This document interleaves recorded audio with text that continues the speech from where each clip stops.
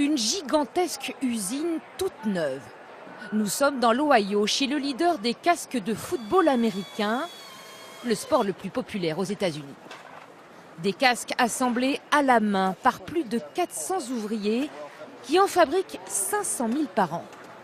Cet établissement vient de procéder à ce qu'on appelle une délocalisation de l'intérieur.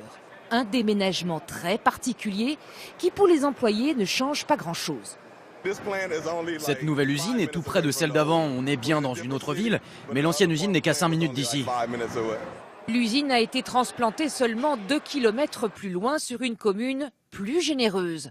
Une belle opération pour le manager qui a mis en compétition plusieurs villes du secteur pour faire monter les enchères. On a embauché un cabinet d'experts pour faire une prospection dans différentes villes. Et on a choisi de venir ici car ça nous a permis de baisser les charges sur les salaires. Elles sont passées de 2,5% à 1%. On a vraiment économisé beaucoup d'argent. Outre les abattements d'impôts, le maire a payé pour toutes sortes d'aménagements.